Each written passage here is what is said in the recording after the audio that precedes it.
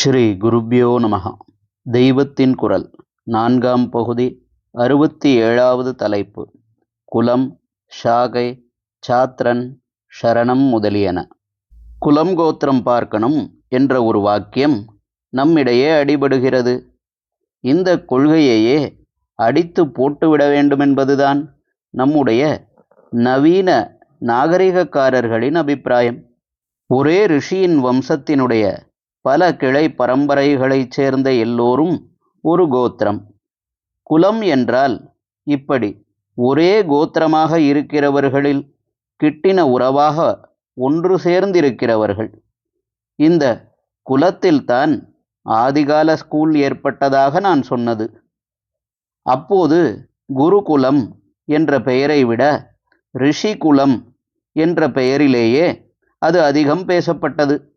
குரு சிஷ்யன் என்கிறபோது இரத்த பாந்தவியம், இரத்த உறவு அதில் தெரியாமல் உறவுக்காரராக இல்லாத இருவர்களில் ஒருவர் சொல்லிக் கொடுப்பதாகவும் இன்னொருவர் கற்றுக்கொள்வதாகவும் தான் தோன்றுகிறது.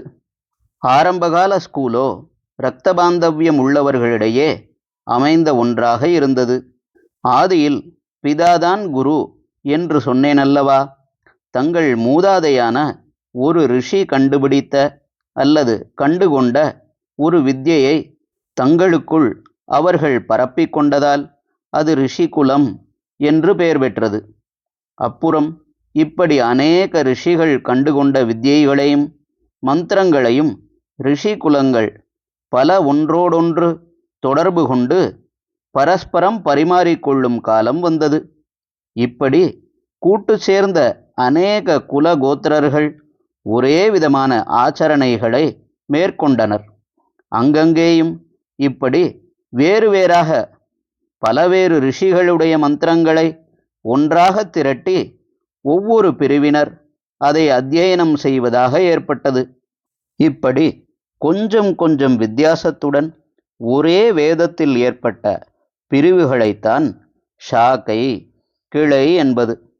சரித்திர ரீதியாக வித்யாசாலை என்பது வளர்ச்சி கண்டதை பார்க்கும்போது ரிஷி குலங்களுக்கு அப்புறம் வருவது ஒவ்வொரு ஷாக்கையை சொல்லிக் கொடுத்த குருகுலங்களே ஆகும். இங்கே இரத்த பந்துக்களிடமிருந்து கல்வி பிரச்சாரம் விரிவடைந்து ஒரே வேதப்பிரிவை சேர்ந்த ஒரே ஆச்சரணைகளை கொண்ட எல்லாரிடமும் பரவலாயிற்று. அப்புறந்தான் ஒரு வேதத்தின் ஒரு ஷாக்கை மாத்திரமில்லாமல் பல வேதங்கள் மற்றும் பல வித்யைகள் ஆகியவற்றையும் கற்றுக் கொடுப்பதாக குருகுலம் விரிவு பெற்றது. ஹரஹர சங்கர, ஜெய ஜெய சங்கர.